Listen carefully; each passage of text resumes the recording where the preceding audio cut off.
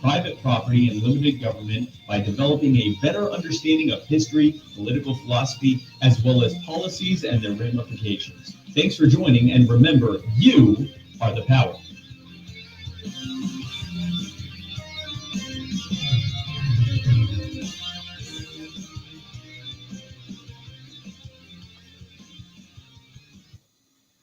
Good morning and welcome to the Liberty Revolt right here on 1360 KHNC. Tuning in on your radio dial anywhere in northern Colorado or worldwide on the website 1360khnc.com. You can listen to our past episodes on the podcast. Just go to 1360khnc.com/podcasts and look for the Liberty Revolt. You can also find us on the live stream. Go to facebook.com/Liberty Revolt Media. You can get in the conversation with us. You could also call into the show, 877-288-1360. Guys, it's always such a blessing to be sharing the mornings with you. I do genuinely enjoy it. And he's lying. I enjoy it. A great guest with us today, Zane. How are you doing, man? Oh, I'm doing pretty well. How about you? I'm doing fantastic. It's really nice to meet you. I hope our paths continue to cross as we move forward in this world together and try to solve some problems. So just for the listeners that are fresh on the live stream and this new hour, explain to people a little bit about who you are and what you believe. Okay, so my name's Zane. I come from Southwest Colorado, which is, if anyone knows where Cortez is, they'll know it's a very rural, conservative area. And, in that position, I was a Libertarian Socialist, and that led me to talking to a lot of people, and I never got into an argument, like a really heated argument about politics with anybody. I've been kind of used to keeping it tame and trying to talk to people and ideally change their minds a little bit, because that's what I'm all about. I think it's an important thing to do. Yeah. So why do you disagree with conservatism? What is it about conservatism that you don't like? Well, mainly I feel like it fundamentally fails to address economic concerns that I have, and also I'm not a huge fan of some of its more social ideas, culture war stuff, Yeah, that's so, because you first became introduced to me because I obviously do the Turning Point up at Colorado State, and they're very conservative, especially on the young, with young Americans currently. So when you see a movement, especially the young conservative, you say the culture war is kind of the issue. What are some of the main things that you look at and you're like, I think you guys are getting this one pretty wrong here? Well, let me just start with a disclaimer that I don't love that the culture war is the main thing. I think it's just a thing that I'm baited into arguing a lot of the time. I think we all are. So, I guess the main issue of the culture war that I'm concerned with is this whole idea that, the left is taking over, and people get whipped up into a frenzy talking about the non-binary now Mr. Potato Head, or, the Mr. Potato Head, however you want to say it. And I a lot of the times when people are kind of angry about that, I'm like, okay, I'm not sure what you're getting mad at here. Yeah. It's a free market thing. They have the right to do that, Yeah. And I agree. I also hear conservatives talking about banning critical race theory and things like that. And I'm like, that's not very. That's anti-free speech, dude. Well, they're conservative. They're not libertarian. I think if parents want to send their children to whatever school they want to send their children to, I think for the most part, parents are pretty good at determining what they think is going to be good for their kids and not good for their kids. You have to have a free market where good ideas can go out there and prosper, and equally bad ideas can go out there and fail. We don't have a free market in education, though. No, nor do we in healthcare. And we talked a little bit about healthcare in the first hour, and I would actually agree that we'd be better off going all the way one way or all the way the other way than instead of having the worst of both. Yep. Right? We have the worst of the excesses of the free market. We have the worst of regulatory capture in healthcare and in education. And I think it's just an absolute disaster. I mean, China has completely state-run education. They rank number 2 in the world. We rank number 42. Yeah. Okay, so let's do a little self-reflection here. Well, the education system I always look to, because it's the best, democratic education system in the world, is Finland. I think they really set, the model that the United States could follow, because they used to have a United States-like system back in the 1960s, and they were like, this is a disaster. We really need to get our heads in gear in terms of this. So because like education is one of the most important things. We're number 2 in the world in funding per student, and especially if you look at the worst districts in America, they are well above. Expensive. They are the most expensive. You look at Detroit, which is the worst school district in America. We spend on average $13,500, and they're spending almost $20,000 per student. You look at Baltimore, they're spending almost $17,000. You look at Washington D.C., they're spending almost $22,000. So and you can hardly find a single student that can pass a basic math or English. But you look at Miami, the Miami-Dade County school system. They're number 1 for metropolitan in the world or in the country, and they spend $8,400 per student, which is well below. And if you look at what they have an incredibly robust charter school system. You look at Colorado, we have a very robust charter school system here. You look at it's the competition side of things. And and getting to that competition point, that's why I think we should really start paying teachers more, so that people who are wanting to, go into education, more people actually, look at that as a serious option. And then they say, like, oh, well, now we have this whole huge field of potential hirees. Maybe we can really scrutinize them instead of we're hanging on by a wire. We need whoever we can get, Yeah. because that's the situation, as I feel. Well, I think we should have a merit-based, pay structure for teachers, right? We have it in some counties in New York. It can cost upwards of $40,000 just to fire one bad teacher, and the district is better off just creating rooms where the teachers sit and read magazines all day. There's a school district because it's too expensive to try to fire them. There's a school district in New York that's $7 million. Yeah, $7 million a year. The teacher does not dig their heels in and decide to take the district to court for trying to fire them, in which case it can cost far more than that. Yeah, well, that's why I ideally think we should pay teachers more, because I think the best way to root out that kind of problem is at the beginning rather than, halfway through, because I think tenure probably does have some valuable uses, in a teacher's career, and I think there's probably good reason to have it. That being said, we can't just let this problem continue on full stop. Yep, we are going to get into more on the education front here on the next segment. I think this is one of the most important conversations to have in America right now. You're listening to the Education Report on 1360 KHNC. Liz Carter, bail agent at ASAP Bail Bonds. We now have a radio show. Bucky, there you go. Is that cold in Minnesota? Now, I got to say, I was kind of up in that region back when I was doing the full-time drumming thing. This is as loud as I'm going to be able to get it.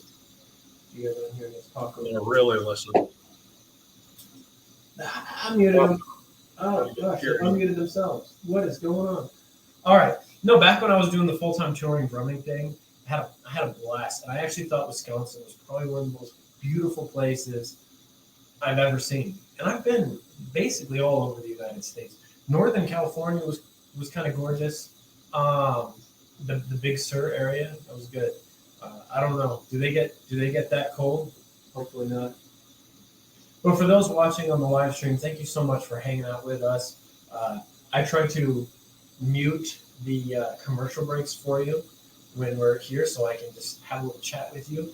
Just throw in your ideas, your comments, your questions. We got on with us today someone who identifies himself as a libertarian socialist, and so we're just digging into kind of what that means.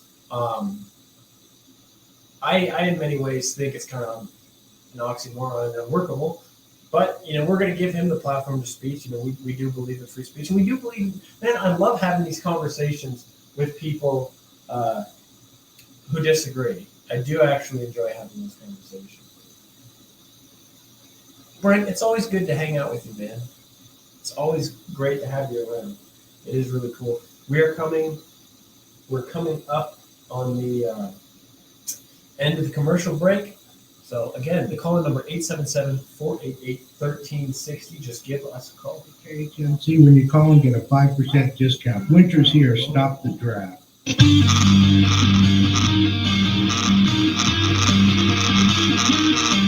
You're right down the street if there's money for it.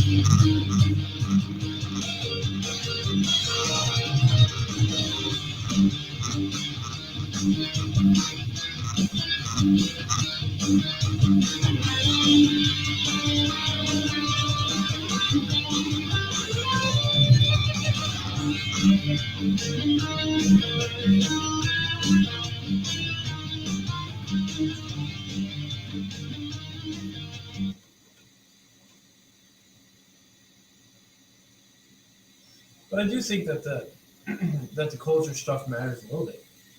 Yeah, a little bit. Oh, well, it absolutely does. I think that there's a huge tendency to direct a lot of unnecessary attention to it because, this is just a personal opinion of mine, but I think the right-wing politicians would get dominated if they were started talking economics, more or less. So I think that's one of their kind of pivot issues, right? Because that's how they can actually get people, out and mobilized. Well, yeah, one of the big differences between like outright conservative politicians and libertarians is libertarians understand economics.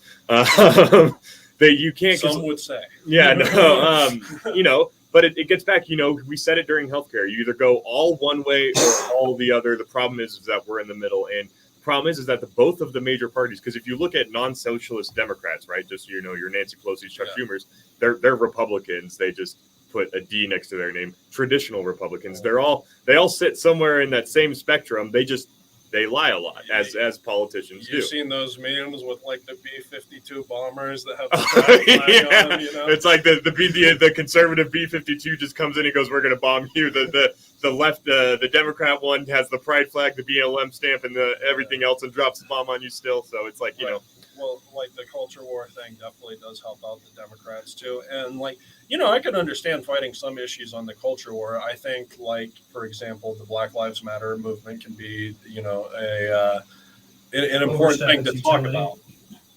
I don't know that I would say that. I think that, in certain cases, you could probably argue, I'm not a huge fan of rioting, mostly just because I don't think it's pragmatic. If I saw some kind of utility in it, maybe I'd say, that's how you lose support for your movement. That's right. It seems to be undoing whatever you're going for. Yeah. Right. Well, it always pops the balloon, So, then again, we had January 6th. We were one fart on Nancy Pelosi's desk away from losing our democracy forever.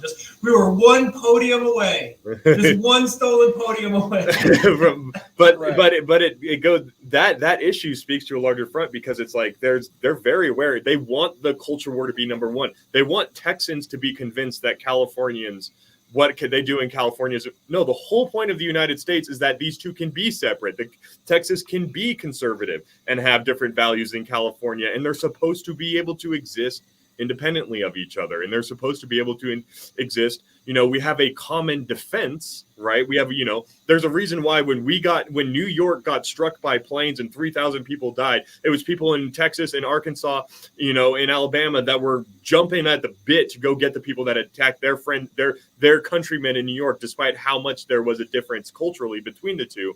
But what they're doing is the powers that be at the very top of the federal side are trying to consolidate it all there, and they're convincing people down in Nebraska that they have to have, that what's going on in California must necessarily affect them. And it's like, no, what we need is to decentralize this so you can have individual places up. There's no reason why California can't have its own Medicare for all system, other than the fact that it wouldn't work financially with the way things are currently running. Right, because state governments can't go into debt.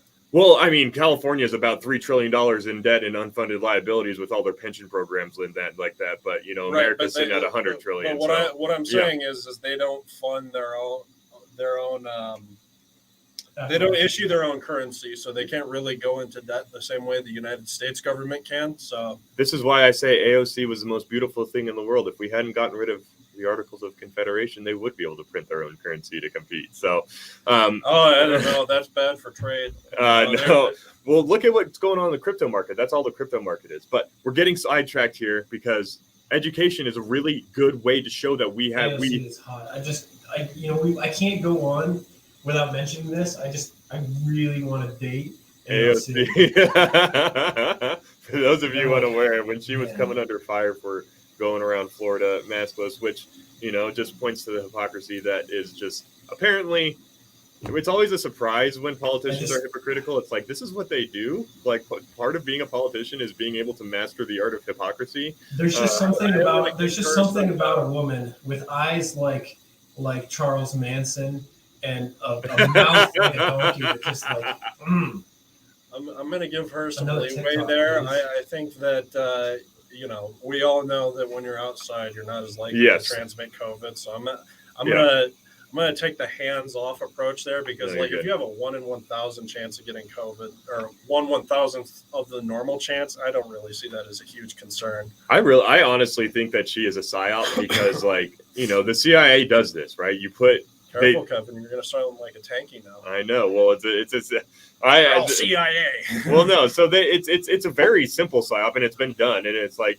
if you want to stop a movement, you can either make it illegal and try to destroy everyone, or you can put someone who is so bad at representing it and is so unpalatable that it crushes any potential for public support of it. Because the one that when people think of that movement, they think of this person and they're so bad at it. It's like, oh God, I don't want to vote for that. Well, it's terrible. They're not able to just get some redneck dude to go up and shoot him anymore because that would get too way too easy. Yeah, no, but I think this happens all the time. It almost makes me wonder if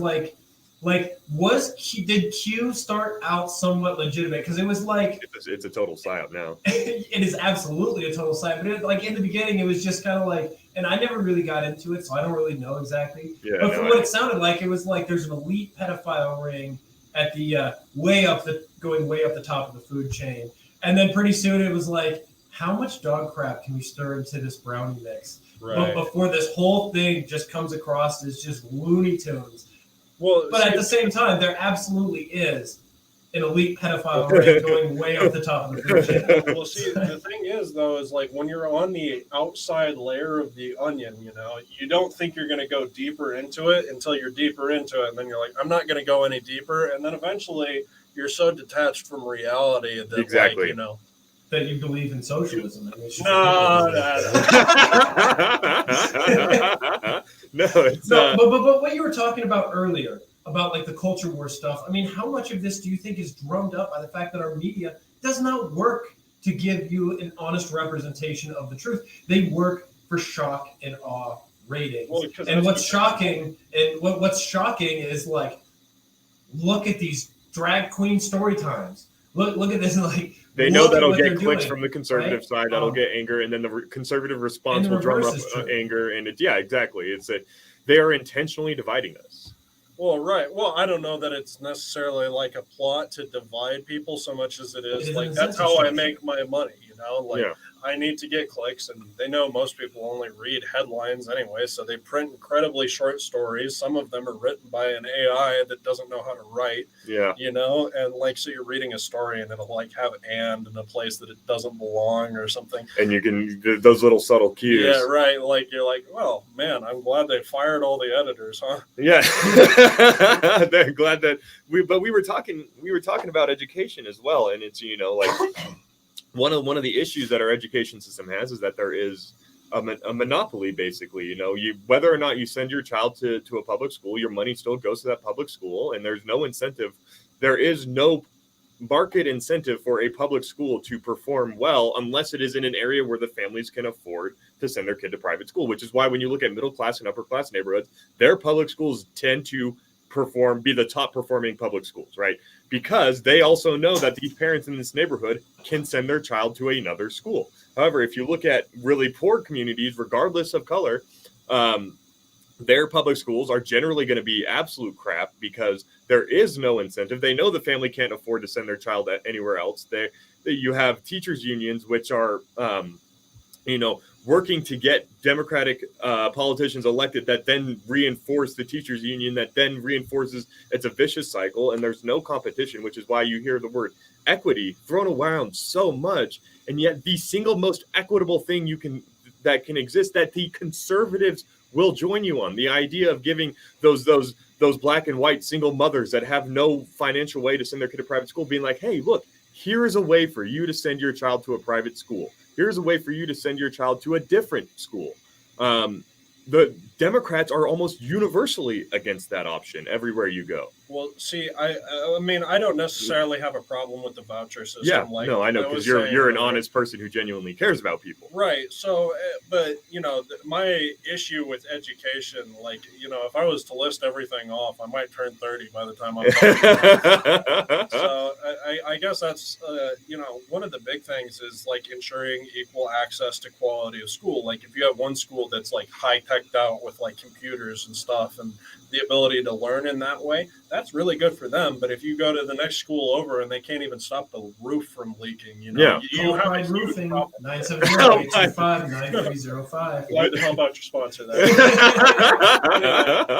But you know, my school, when I first started high school before we switched, like, because we had two different schools when I was in high school, and the first one had a mercury leak in it. Oh my! There was a bunch of asbestos in there. Like, it was a terrible place to be. And they set us up with a new school, which, like, thank God, because like that place was crumbling. Yeah. You know? No, and it's one of the big arguments I get from people on, you know, on the left when I mention the voucher program is first they'll say, well, I don't want my kid learning private. And I go, learning about religion. I'm like, private doesn't mean religious. It just means that now, because one of the major incentives for someone to send their kid to a private school is for religious things, but that's beside the point. The other one goes, well, there's no schools in the area. To which I respond, yes, because there's no one that can afford it in the area.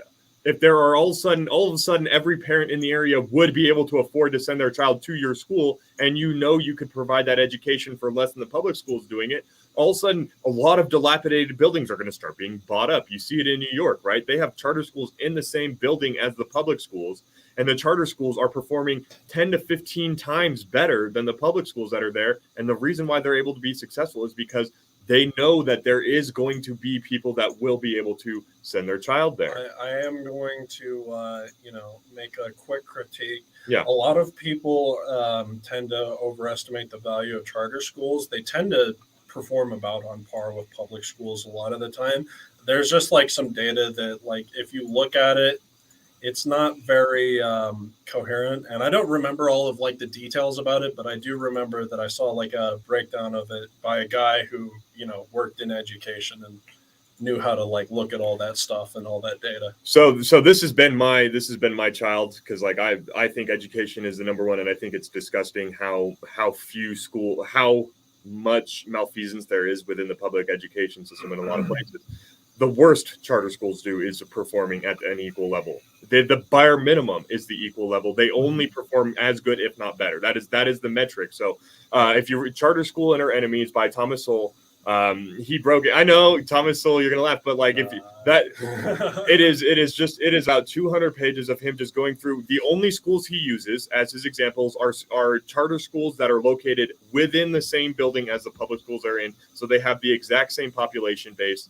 And everywhere you look, they perform better. They perform significantly better. And the reason why is because there's competition. And I'm not saying that I want to get rid of public schools necessarily, but I want to incentivize them to perform better. All of a sudden, you do have to start paying teachers more, because there's a public school that opened up down the road. Their administrators, they know that, hey, we don't need to have a teacher to administrator ratio of 1 to 5. We can have it at 4 to 1, and we can pay teachers even slightly more to come teach for us, and even slightly more, and you'll get better results. And then the parents are sending their kids to a charter school that values their education, that can say, hey, whether or not you're allowed to come in, what's necessary, what makes people perform better is competition. And the fact of the matter is that in the worst districts in America, there is no competition, really. Right. Well, like I said, it's been a long time since I've brushed up on the whole charter school argument, because like, sometimes when you have a free-flowing conversation, you just don't see the way things are going to go, right? No, so you don't like study. Hey, it's perfectly fair. And honestly, I'm willing to like see it a little ground. I don't like hate charter schools or anything. No. I just know that some people have a tendency to overestimate their. Fair enough. You're listening to the Charter School Report? ? Can we just call it what it is? This is the Liberty Revolt on 1360 KHNC.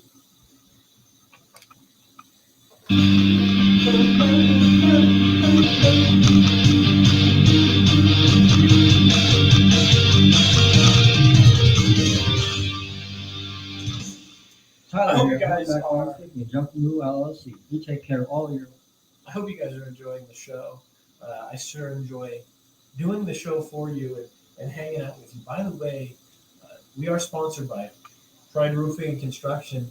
I actually work there. So let them know that you love me and you love what I do, because I sure would appreciate it. But seriously, if you haven't had your roof looked at and you're in northern Colorado since the storm on December 15th, I highly recommend you do. Right? These windstorms, not only do they rip shingles off and keep them from being able to seal back down, which presents a leak problem, but they also, when wind catches those shingles, it pulls them up, and that pulls nail heads up, and then the roof settles back down, and those nail heads begin to push through your shingles, which does create slow saturating leak problems. You want to get it looked at. We're willing to fix it for free. So just give me a call, 970-825-9305. I will personally show up, say hello to you, give you a high five, a hug, whatever, and give you a free, no obligation roof inspection so you are a better informed homeowner. We're not going to try to push roof replacement on you if it's not honestly the appropriate thing to do. We are a local company, and our business model requires that we build long-term, honest relationships with our community. So just give us a call, 970-825-9305. It's totally free, no obligation. We'll give you a roof inspection. Raymond, what's up, man? It's great to see you. Suni, always great to see you. You got to come on the show real soon, Suni. Honestly, we need you here.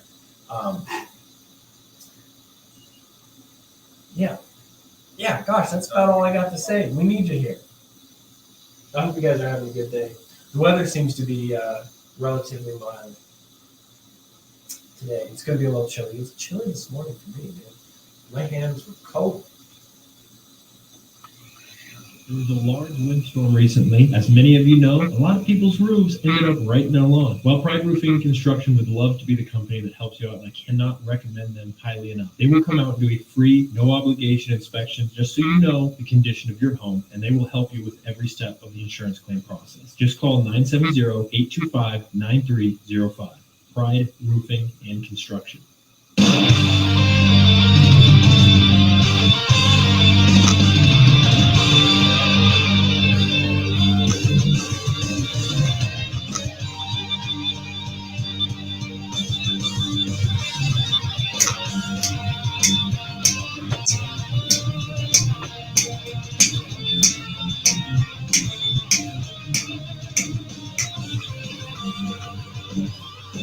Welcome back to the Liberty Revolt here on 1360 KHNC. Kevin LaRusso joined by co-patriot Bucky Dillon and the bravest socialist I know, Mr. Zane, joining us and coming in, having an open debate with us. We really appreciate it, man. You are, like I said before, being on campus, you are one of the few people that disagrees with our ideology that's willing to come up and actually have honest debate with us and not just sit here and try to do gotcha moments and all this other stuff, but genuinely discuss and figure out, hey, we got problems. Let's figure out how we can actually potentially solve them. Well, gotcha moments are good, like if you have an audience that agrees with you, but I think the problem that you run into most often is that I can mute your mic at any moment. That's always the big problem. Like, that's the thing with people who go up and try to talk to Ben Shapiro. I don't know that I would ever do that because he can always just mute my mic and I can't get my point across. A compilation that's like lib owned, We're here to own the libs. I'm not here to own the libs. I'm here to own a free, healthy society filled with people that are, interacting with people consensually and genuinely working to improve. Because, the whole belief structure is that the best thing for the greater good is for me to be the strongest individual I can and have the most individual autonomy as possible so that I can go out there and I can produce at the top level for my community, because in our society, the better you can produce for your community, the more money you'll make. It's all about incentivizing that good behavior. Well, I gotta state one more time. I know you guys are probably sick of hearing it. I'm only here because I want AOC to notice me. I like individual good behavior, and I think it's a good thing to encourage in a society, but fundamentally I just don't think it solves broader systemic issues. I have some sociological critiques of the system that we live in that can't just be solved by saying like, hey, you should, try and orient your life in way so-and-so, I mean, well, that's good individual advice. It ain't always going to solve the problem. No, and that's 100%. So I think the whole education debate kind of works as a good example as to why I'm skeptical of any collectivist action at all. Because it seems as though, and this is something that, is inspired because I've been reading Hayek's Road to Serfdom a lot. Every time you construct this central planning entity that's going to take control of a problem, such as education, and they're going to figure out, well, we're going to plan this education system. We're going to eliminate the competition because we think we can just come up with a better order for things. You always have unintended consequences. And it just seems as though every time there's one of these consequences that goes wrong, the solution is always the same thing in the minds of politicians. Well, if only we had more money and power. If only we could tax you a little bit more. If only we could create one more bureau of experts that are going to tackle this problem, and one more and one more. And it just seems that, like, again, it's really easy to vote for more free stuff, to vote for someone who says they've got a plan. It's really difficult to get elected running on taking away somebody's free stuff and eradicating the plan. Right. Well, that's one of the big problems that I foresee. I mean, I'm not necessarily a collectivist, and I don't believe in central planning, right? So I think one of the things that you have to, like, sometimes, obviously, not necessarily central planning, but, central maintenance. I don't even know the exact terminology I'd roll with there. But, I think sometimes locally made decisions are the best made decisions, because when you have a centrally planned system, the problem you're always going to run into is a lack of local knowledge, right? Yes.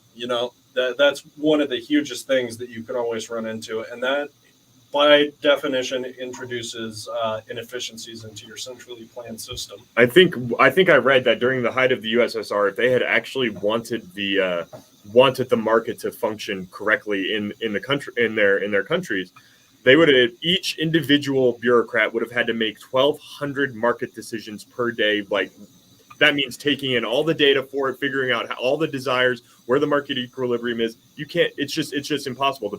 One of the things economists realize, and the reason why it's a liberal art and not a math, is that you just cannot. At the end of the day, economics will boil down to the individual, and you just cannot know everything you need to know about the individual to be able to allocate or aggregate those numbers in a large enough fashion to be able to determine for yourself what the market should and shouldn't be. Kevin coming down hard on the side of microeconomics. Yeah, micro versus macro. It's the same thing. It's why I look at it and I go, look, this is why I believe I'm a spiritual being, because at the end of the day, I could know every single thing that has ever happened to you, every single video you've watched, all of that. I can know every single input that's going to go into your next decision. But because you are a human being, you can always decide against what the data says you should do. There is no way of 100% knowing every individual's decision in any given moment, no matter how much data you have about them. And because of that level of improbability, I don't know. Facebook's getting pretty good, man. Me and my buddy were talking the other day. We're like, man, if I ended up single tomorrow, I would, like this Facebook dating, I am almost 100% certain that they could find a woman that I would be incredibly attracted to and would get along with very, very well in like a matter of no time. And you know how they like overhear your conversations through your phone and then start advertising stuff to you? All of a sudden, I started getting Facebook dating app advertisements all the time. And I was like, oh my gosh. And then they're like showing these girls on there that are like just stunning. And I'm like, oh no, this is like, don't even know. I hope your wife doesn't listen to the show. Oh, I had a whole conversation about her. I asked her about it. I was like, has Facebook been showing you this dating app thing a lot? And I showed her. I'm like, Facebook's showing me this dating app thing a lot, right? And I told her about the whole conversation that I had. I love my wife. I'm not going anywhere. I'm not on any dating apps. You know what I mean? I'm like, my wife makes my life possible. Yeah. So she is a wonderful human being. You are an incredibly lucky man. Wonderful human being, and I don't know how I pulled that one off. But No one does. but if you look- seriously, like the Facebook algorithm is getting so good at not only predicting people's behavior, but influencing people's behavior in certain ways and like placing products in front of you that you are likely to buy. It happens to me all the time. And part of me is like, yeah, good job, Facebook, because I really want something like that. The other part of me is like, wow, that is creepy. It is creepy. It is. I don't like it.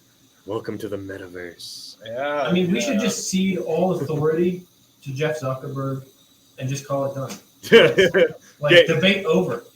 We're good. It's settled. Get your free shipping on your very targeted advertising in a heartbeat. On my blanket that says the Bucky Dillon family is like poetic warriors. Blah, blah, blah, blah. Don't ever mess with a Dillon. Oh my gosh!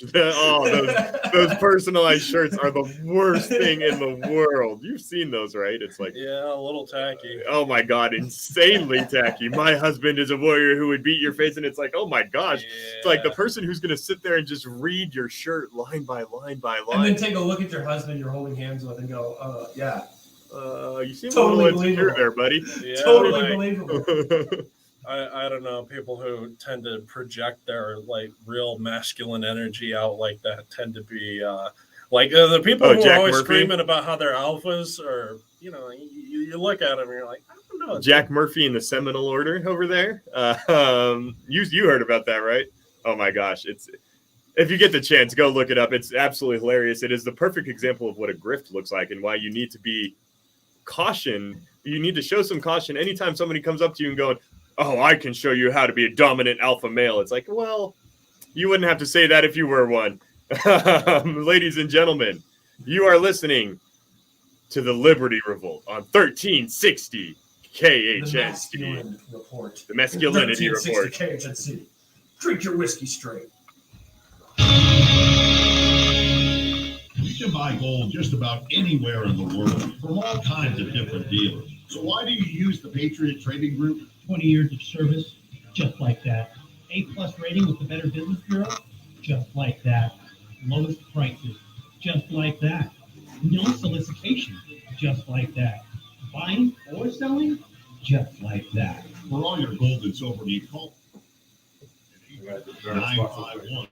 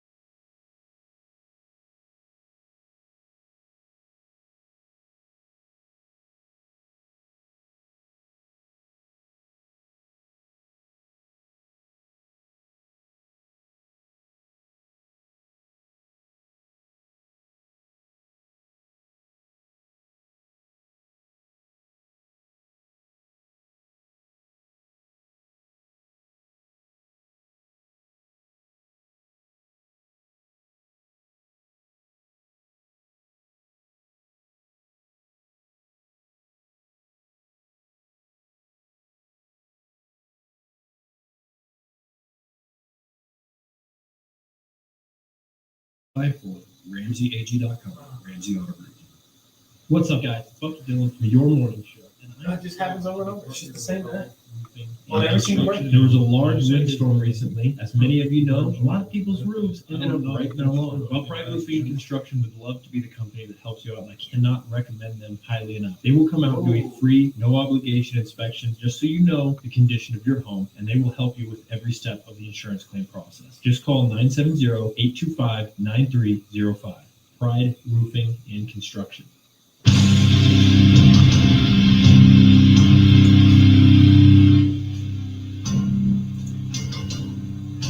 Make America great again.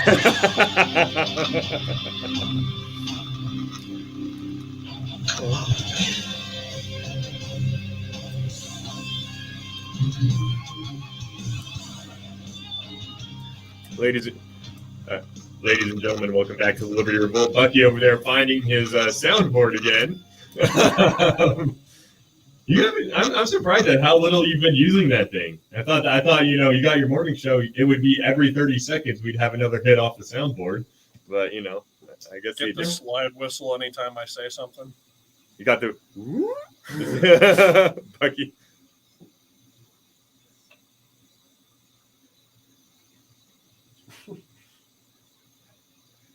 Yeah, there you go. That sounds about right. I'm surprised I haven't gotten that one in particular more. We are here. We have our last two segments coming up right now.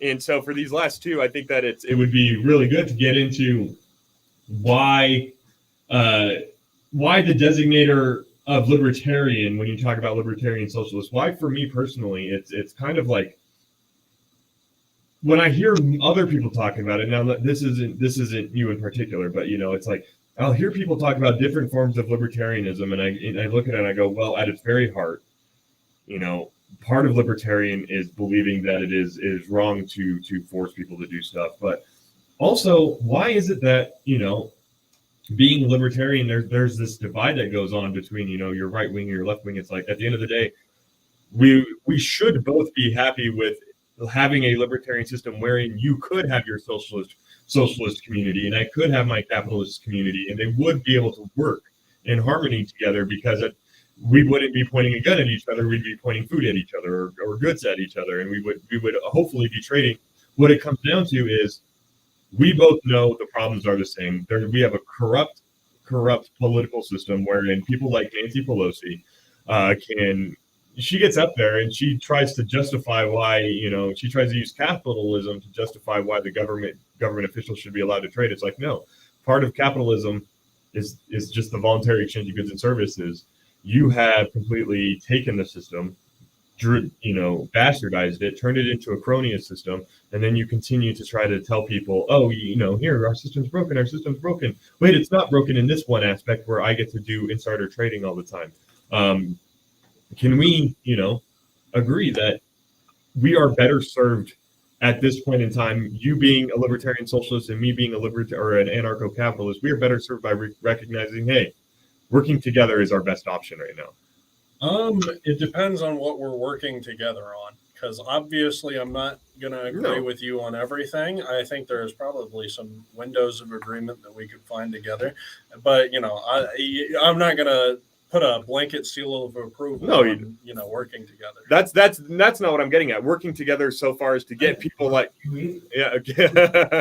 getting people like, hey, listen, man, we live in a voluntary exchange system. If you don't want to work with me, you don't have to. You don't have to. What I meant more so is getting people like Pelosi, getting people like Crenshaw, getting people like McConnell out of office, and we're encouraging people, regardless of which side you find yourself on, quote unquote, which side, that the person representing you is probably not doing it with your best interest at heart. Well, we were talking about this at the very beginning of the show, and I think the first and most important step we can take in that direction is overturning Citizens United versus the Federal Elections Commission, because I think that Supreme Court decision was the one that basically sealed us into the oligarchy. Basically, for those of you unaware, what that decision allowed for is, there is a cap on donations, but that cap doesn't really apply to super PACs. That cap does not apply to the media. It does not apply to being able to produce content.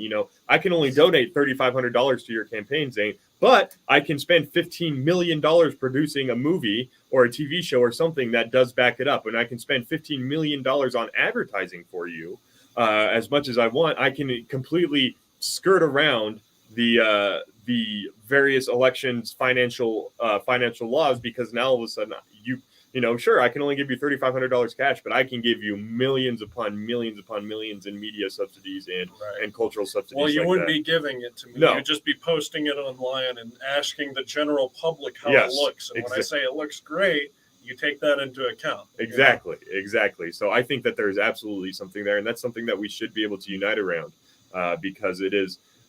If we are going to have this governmental system, Bucky, and I don't know if you agree or not, there has to be an acknowledgement of, granted, I want the Ancapistan, right? I want to be able to have, free trade, free markets. But since we don't have that, we need to look at the system we have and figure out, okay, what rules do we need to get rid of? What rules do we need to change in order to fix it? How do you feel about that, Buck? I mean, I still believe that we need to have a divinely appointed monarch. Yes, God himself will tell us who's supposed to rule the United Monarchy of America. See, I don't know. We used to have a system like that, and it kind of didn't end so good. Well, it ended up in capitalism because everybody got so pissed off at it that they said not anymore. Yeah, for sure. There was also a lot of head chopping offing, and that was the unfortunate bit I'm talking about. We aren't going to discuss. No, really, though, I think my biggest issue is reforming the two-party system.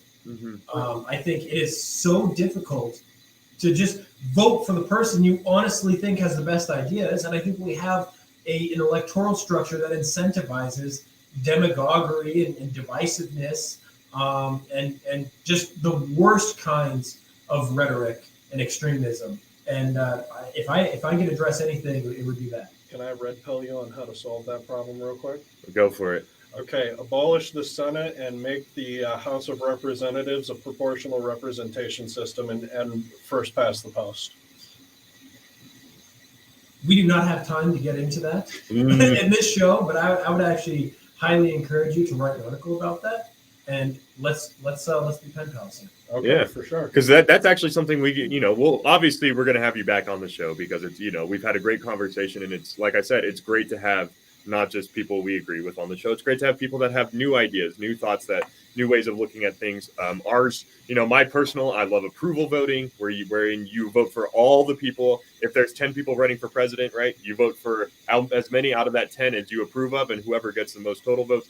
It eliminates this idea of throwing away your vote, because you can, for example, you could say, oh, Trump and Jorgensen, which one do I want to vote for? Well, if I vote for Jorgensen, I can't vote for Trump, and that might allow Biden to win. Well, in this case, you can vote for both, right? I'm going to throw another red pill out there. Yes. I don't think we should have one unitary executive that has all of those powers. Oh, I think we should have quite a few. I agree that I think all there's that power is something one to be person. said for proportional representation, and that's, honestly, I think we could get into a really good conversation about electoral reform. Ladies and gentlemen, when we get back, we're going to be wrapping up here the last segment here on the Liberty Revolt, 1360 KHNC.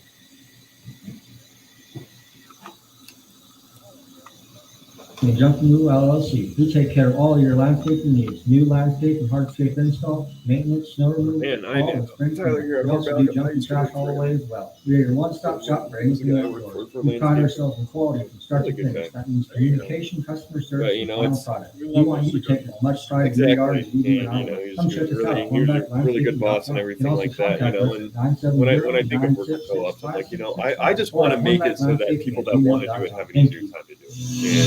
And Hi, it works. folks, I wouldn't Rev mind being here. part of one. The Hunting If it and works, I Sportsman's Gun might Show not be a is part of one. Northern that's Colorado's my premier first- event. Yeah, it's just I think that New Belgium was a really good example of one, and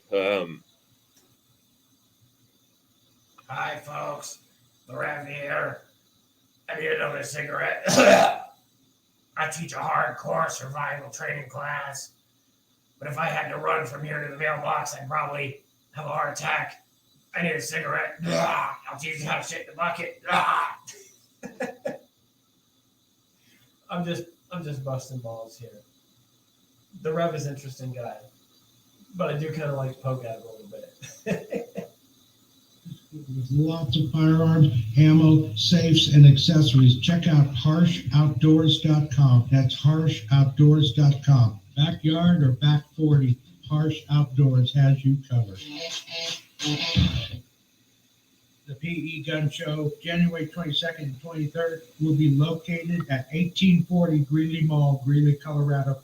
This show features 2 firearm giveaways, one on Saturday and one on Sunday. Guns, ammo, knives, military surplus, self-defense products, and much more. Buy, sell, or trade, and $50 CCW classes on both days. See peshows.com to register. That's peshows.com. See you at the show.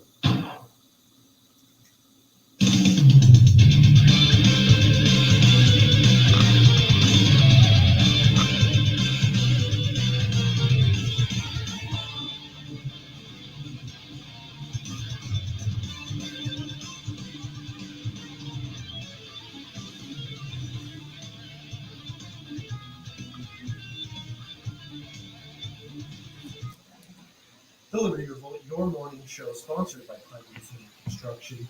Just call 970-825-9305. We got a short segment here. Again, I want to go back to this voluntary collectivist versus libertarian socialist, because socialism, I think, for most people, implies that you're going to utilize the gun of government to force your prescription for what business and trade should look like on the society. Whereas a voluntary collectivist or a libertarian, it's kind of like the opposite of that. The libertarian is like none of that state control. Let people just figure out what works and stay out of their way. Right. Well, yeah, that's the ideal system that I'd like to end up moving towards, because I don't really much like state control either. You know, I mean, believe you me, I don't know. I know the folks at home listening on the radio can't really see this, but I do not have a big walrus mustache. I look nothing Much like cooler Joseph if you did. Stalin. Much cooler if you did. I think we need to bring certain looks back because they're good looks and they've been tainted by some bad people. It's just someone needs to take the courage But to go to the Bucky here Stalin has a stash. thing for Joseph Stalin. Yep. Well, Michael I Jordan. think it's an like a epic guilty stash, dude. pleasure, It's you know? dude. It's like, you know, I just want him to notice me. I kind of want to date him. There you go. Yeah, I thought so. Michael Jordan was the last one to pull off the toothbrush mustache. What's the toothbrush mustache? The one that's just right. Oh. Yes. Yeah. A certain person back in Germany in the 1930s had the toothbrush The mustache. Chaplin stash. Oh my, Charlie Chaplin. My gosh, he was the last one to do it and not be a terrible person, and then Michael Jordan was able to pull it off. But I don't think I would be able to pull that one off. No, it would probably make you look bad. Yeah, people might start questioning my motives for stuff. But ladies and gentlemen, this is we are gonna have a great week this week. This is Monday, Motivational Monday. I just got back from a great event down in Texas, and I just, you know, one of the themes of it was just being motivated. Just know that we're all gonna hit tough times. We're all gonna have hard times, but at the end of the day, we all have the capability within ourselves to be able to overcome the obstacles that present themselves to us. We all have the ability to look at the way the world's going right now, look at it and say, I know things are rough, but it's not going to drag me down. And then you looking at your community around you and being like, it's kind of starting to drag my neighbor down. Let me go pick them up. It's kind of starting to drag my friends down. I'm going to go pick them up too. And just taking the time to go out into your community. I know I talk about it a lot. It's not me saying that I'm great at this. I am struggling to do it always. And I think this is one of the commonalities of our culture, is that we are currently struggling to build up our communities the way they deserve to be built up. And I'm just, you know, I was really motivated this last weekend to take the time out and start really focusing inwards, figuring out what I can do more for my communities, what I can do more for myself, my family, my friends. And I would just call on you guys, you know, see what you can do. It doesn't take much, just one act a day for someone else, and your communities will just start growing and becoming a better place. One piece of trash picked up off the sidewalk. You know, it's the little things in life that'll help you get through the week, get through the day, and just grow that love within your communities. Don't take the doomer pill, folks. Yes. It's not a good one. It is not. We are white pilled in here. We are not. White-pilled. White pilled sounds a little bit, you know, bad. Oh my God. You're not allowed to say Optimist white pill. around here. Optimist pill, that's a good one. We are. No, really though, I think both of you are being intentionally arrogant and ignorant. I mean, you're overlooking the fact that, you know, some people may come in contact with Omicron and there's really nothing you can do. You're as good as dead. I'm just I'm a hopium addict. Omicron's not that deadly, and I think if it passes through, Sounds like you're trying to kill Grandma. We might be in a good situation. Ladies and gentlemen, thank you so much, Zane, for coming in and talking with us. This is not going to be your last time here. We will have you back again. Bucky, it's always great to see you. It's okay to see you, and it's okay for my day. Yeah. There you go. Ladies and gentlemen, let's have a wonderful week ahead of us. Thank you for joining. The Optimism Report. Optimism Report on 1360 KHNC. This is Chad Yormer, pastor from the Alpha Church, 1630 North College Avenue, Fort Collins. Thank you so much for coming in here. We really do appreciate it, dude. And I hope you had a good time. Join us as we journey together to be equipped to fulfill our kingdom purpose through the truth of God's Word and the power of the Holy Spirit. You'll experience. Thanks for hanging out with us, guys. Do appreciate it.